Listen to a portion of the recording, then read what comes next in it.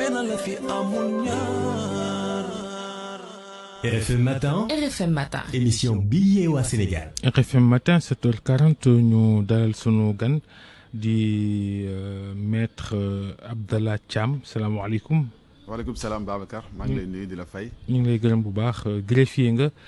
yow yaay porte-parole du jour bu déggoo bi ci syndicat yi di SYTJUST ak UNTG ñaari syndicat yooyu nga xam ne ni dañoo lëkkaloo yéen ñëpp yéen a bokk li ngeen liggéey nag ci justice ngeen fas yéene yëngal toog ñetti fan du ngeen liggéey. waaw merci Babacar encore une fois dama lay remercier di remercier Georges Détier pour l'invitation. Donc comme vous l'avez dit, je m'appelle maître Abdallah Thiam, greffier au tribunal de grande instance hors classe de Dakar, bokk aussi mouvement syndical bu ñu naan SYTJUST, nekk représentant aujourd'hui de l'entente SYTJUST UNTJ. Alors comme ni nga ko waxee entente SYTJUST UNTJ dañoo décréter un mot d'ordre de grève de 72 heures à compter de ce lundi 23 juin 2025. li ko waral mooy dafa am une plateforme revendicative boo xamante ne les greffiers du Sénégal dañ ko mettre en place jébbal ko le gouvernement du Sénégal bañ ko jébbalee le gouvernement du Sénégal bon mën nañu il y a certains points de la plateforme qui ont été acceptés par l'État du Sénégal, mais à un moment donné dañoo dem ba gis ni ces points qui au départ ont été acceptés dañ leen mujj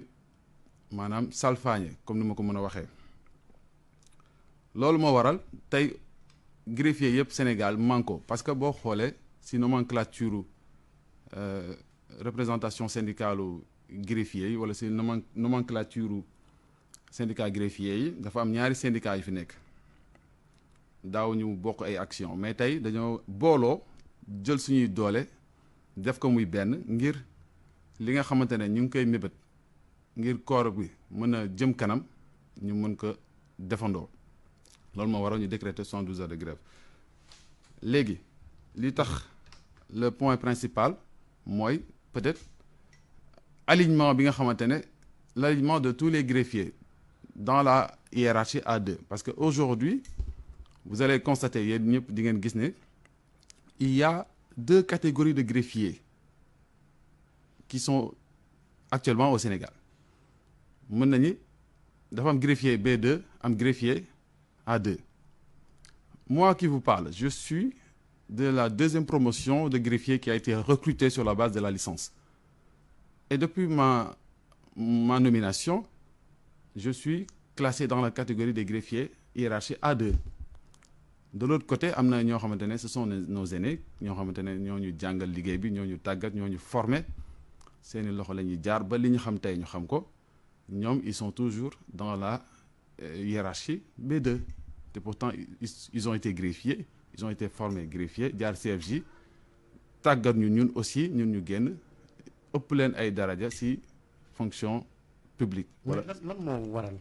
yéexaay bi parce que c'est pas une revendication bu ren gii nii bi ngeen koy xeex yàgg na même si par ailleurs il faut le souligner léegi déggoo ngeen mais jamono yooyu da ngeen doon diirante ay mbagg. waaw revendication bi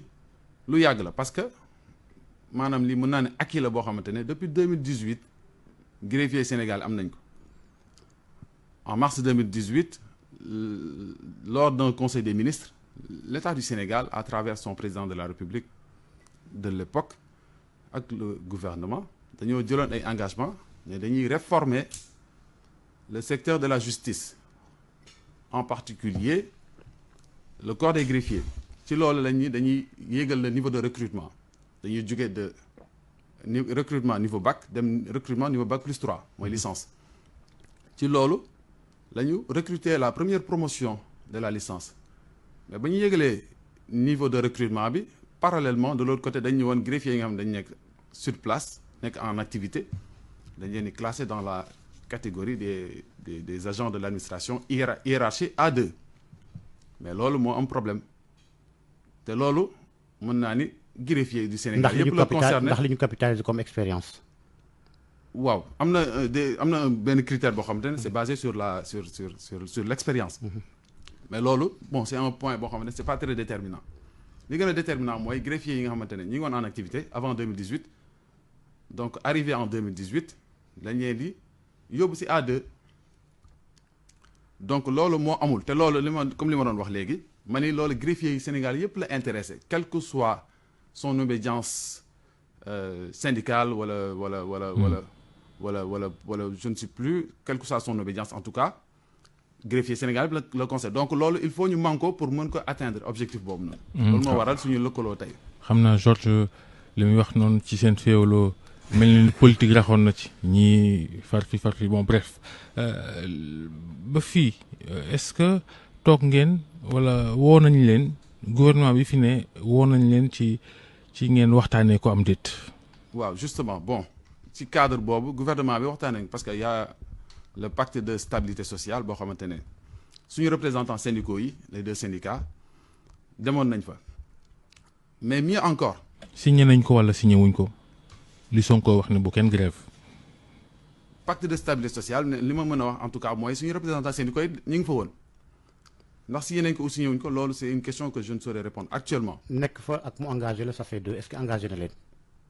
nii engagé wuñu parce que là c'est la raison pour laquelle ñu dem en grève li ma bëggoon yokk ci loolu mooy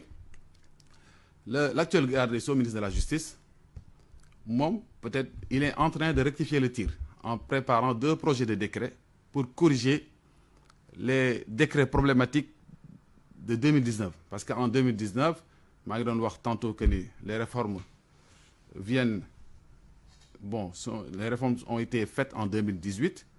mais en 2019 lañ def lañ def décret yi un décret bu modifier CFJ mooy les modalités de recrutement des greffiers nan lañ leen di tàggatee ak lépp lu ci war et un autre décret boo xamante ne moo doon changer le statut des greffiers moo leen doon jëlee B2 yóbbu leen A2 décret yooyu ay problème la indi woon donc problème yooyu ñu ngi koy régler avec l'actuel garde des Sceaux ministre de la justice à travers 2 autres projets de décret bi nga xamante ne c'est destiné à corriger ces impairs là. kon jarul grève di bu fekkee ne kay ñu ngi ci yoon wa. ñu ngi ci yoon ba bon mais loolu loolu la waa instant bi waa les agents de la fonction publique veulent mettre le pied dessus les agents de la fonction publique actuellement projet de décret yooyu la ñu bëggul accepter loolu moo indiwaat grève en fait ndax waxtaanoon nañ jubóo woon nañ ci kàddu on avait préparé des projets de décret avec l'actuel garde des Sceaux ministre de la justice ñu dem ba ci cappaandaw ga projet de décret xam nga décret moom balaa muy jàll tout ce qui concerne les fonctionnaires day dem fonction publique bu pare dem ministère des finances ainsi de suite day am benn circuit bu long bu muy def léegi dem bu mu dem ministère de la fonction publique loolu moo indi blocage maanaam blocage bi foofu la nekk. si je vous comprends bien le problème kon du tutelle bi ay agent administration la. non problème du tutelle bi problème bi c'est des juristes de la fonction publique ñoom ñoo indi problème bi et pourtant li nga xamante ne ñoom ñu ngi koy refuser ñu ngi koy bañal waa greffier yi nga xam ne ñoo nekk Sénégal ñoom pourtant ñoom si loolu la ñuy bénéficier parce que mooy reclassement à une hiérarchie sans passer par une formation préalable donc les juristes moi qui vous parle j'ai été juriste dans l'administration publique parce que j'ai été conseiller juridique au niveau du ministère de la famille et des solidarités à l'époque on l'appelait ministère de la femme de la famille et de la protection des enfants su ma fa nekkoon ba 2023 mars 2023 date d'entrée en vigueur de la loi sur le statut des juristes d'administration je serai juriste sans passer par une formation préalable bon dañ ma doon fi ñu ko doon tënk mooy j'ai acquis une formation juridique à l'université etc que ni mën naa devenir juriste de surcroît sans passer par une formation donc loolu moom lañ leen defal mais aujourd'hui loolu la ñuy refuser les greffiers pour leur exiger une formation au niveau du CFJ formation qui on le sait a été déjà acquise par ces greffiers-là depuis belle lurette et des formations qui ont été transmises à nous jeunes collègues greffiers de la hiérarchie A2. waaw yéen da ngeen travailleur de la justice waaye ñi nga xam ne duñu ay travailleurs non judiciaires ñoom it bokkuñ ci seen xeexa. Justement merci Babacar pour cette relance les travailleurs non judiciaires que l'on appelle ñun dans le jargon judiciaire les assistants des greffes et parquets ñoom aussi dans la plateforme ñoom ñi ngi ci biir ñi ngi wax tamit ñoom dañ leen reclasser dans la hiérarchie B parce que ñoom C ak D lañ nekk dañ leen yóbbu hiérarchie B s'ils totalisent une ancienneté de 5 ans donc les agents yi nga xamante ne duñ ay greffiers c'est des agents non judiciaires ñoom dañ leen reclasser ci hiérarchie B nga xamante ne mooy correspondre au corps des assistants des greffes et parquets lorsqu'ils totalisent une ancienneté de 5 ans donc ñoom aussi ñu ngi leen di bàyyi xel ci plateforme d'ailleurs lu ci bëri sax maanaam ci revendication yi ñoom la concerné. ñooñu ñana précisément traducteurs yeeg wala ñan ak ñan. waaw ñooñu ci seen biir am na ay secrétaires. am na ay interprètes ñoom ñoo ci ëpp en tout cas am na ay commis d'administration ñoom ñoo ci ëpp te ñoom boo xoolee ñu ci bëri ñoom ñooy jàpp ci liggéey bi nga xamante ne les autorités judiciaires ñu ngi koy def ku ci mel ni magistrat bi ku ci mel ni greffier bi donc ñooñu seen nekkin ci biir tribunal lu am solo la te lu ñu jar a bàyyi xel la moo tax à chaque fois ñun bu ñuy poser suñuy plateforme revendicative dañ naan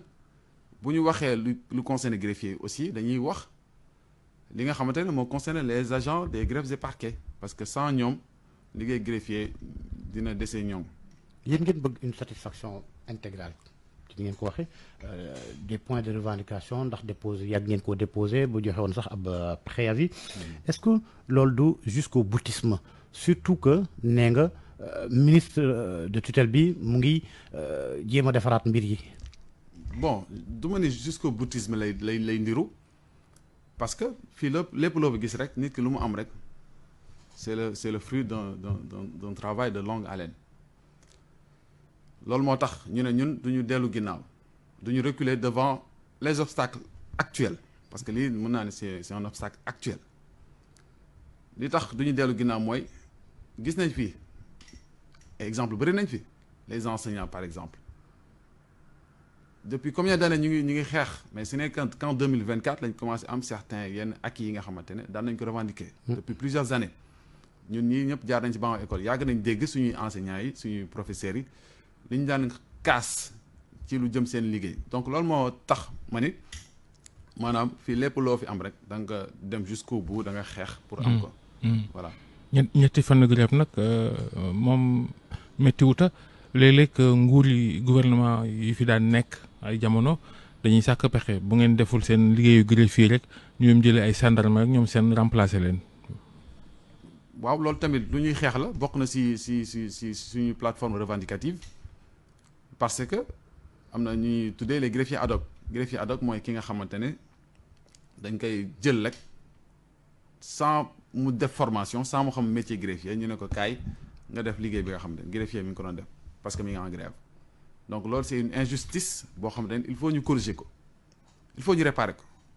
man mi par exemple en tant que greffier je peux pas faire le travail de journaliste li nga xamante ne métier bi mi ngi koy laaj du ma ko xam les règles éthiques et déontologiques du ma ko xam donc soo ma jëlee parce que tu es en am nga problème ak sa benn agent dans la presse rek nga ne kaay nga remplacer ko da ngay causer des problèmes d'autres problèmes sax d'ailleurs moo tax loolu il faut ñu écarter ko loolu il faut ñu dindi ko suñu arsenal juridique pour man il faut ñu dindi la notion de greffier ad hoc ci suñuy loi et règlement parce que loolu du régler problème bi bu fekkee problème bi bu dee nit ñi bu ñu nee de greffier dañuy dem en grève rek parce que c'est un droit reconnu aussi bien par la Constitution que par le statut général de la fonction publique. maanaam tey bu magistrat yi doon grève kenn du jël gendarme teg fa ne ñooy gendarme yi nañ àtte. xam nga ne loolu xel mënu ko xalaat ndax àtte dafa am lu mu laaj man damay wax sax nekkul tout juriste moo mën a àtte loolu dama koy faral di wax du n'importe quel juriste mën nga àtte déedéet pour man pour nga àtte mën a àtte il faut d'abord être juriste mais il faut aussi ñu former la ci liggéeyu àttekat pour man loolu ñaari préalable la yoo xamante ne ils sont obligatoires kenn mënu leen maanaam benn mënu dem bàyyi morom bi.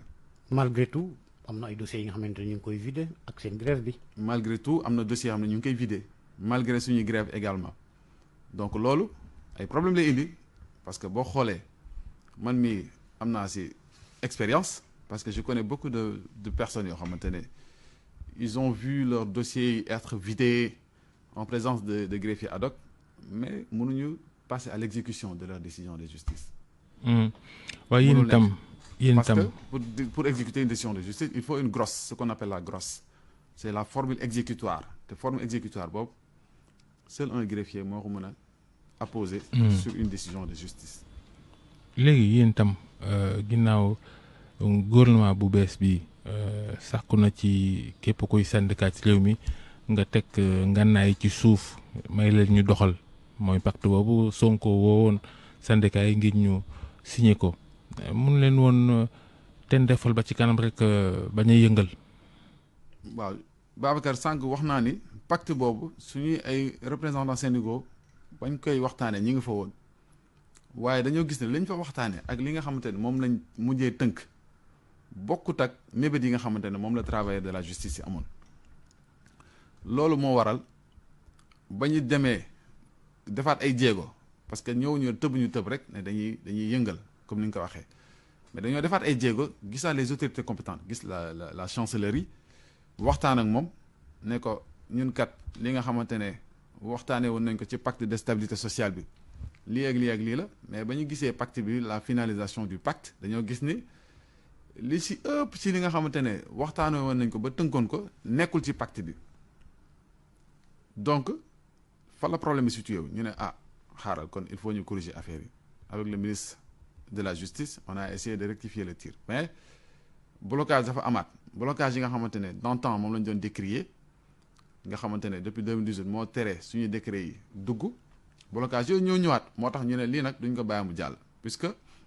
ñoom bëgguñu mbir mi jàll donc on va utiliser peut-être d'autres moyens peut-être non conventionnels si je peux m'exprimer ainsi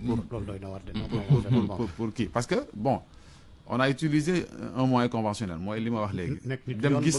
bëgg a teg yoon de côté waaw non conventionnel du xeex c'est pas forcément une lutte wala ba fan la mën a yem c'est juste pour dire que seen xeex bi ba fan la mën a yem xeex bi grève ngeen sotteegul mais gannaaw grève lan ngeen ci mën a tegaat maanaam xeex bi amul àpp nii parce que yoon moo ñu may boo déposer préavis de grève nga mën a dem en grève pendant une année donc bu doon àpp day am sax mën naa ni peut-être la date peut-être limite c'est une année de grève conformément à la loi parce que ñun ci wàllum yoon lañuy yëngatu ci loolu lañ mën a dox waaw. léegi sànq Babacar mu ngi koy wax pacte de stabilité sociale bi yéen a ngi fa woon centrale yaa ngi fa woon est-ce que am ngeen njàppaleeg centrale syndicat yi wala yeneen organisation ak ñi nga xamante ne aussi ñoom ngeen bokkal justice avocat yeeg magistrat yi. waaw am nañ sax ay jàppale centrale syndicale parce que loolu ñun suñu xam nga dañoo am ay njiit suñu syndicat yi dañoo am ay njiit suñu njiit yi ñu ngi waxtaan ak les centrales syndicales yi nga xamante ne ñoom la suñu syndicat yi affilié wu donc loolu ñoom seen domaine la ñun ñi nga xamante ne ñoo nekk sur la base sur le terrain oui ñu ngi sentir soutien wu suñuy naatango yi nga xamante ne ay magistrats lañ. ak ay avocats c'est pas du politiquement correct rek. pardon li ngay wax ni c'est pas du politiquement correct rek. déedéet du loolu de parce que dafa nekk loo xamante ne c'est une réalité parce que centrale yi par exemple pratiquement dañ leen désavoué après en tout cas ay syndicats yu bëri yéen waa justice ak ña nga xamante ne ñoo féetewoo ci enseignement. après pacte de stabilité sociale bi. mënuma wax loolu parce que comme li ma ko waxee léegi nee naa la suñuy njiit yi ñoom ñu ngi régler problème boobu la question relative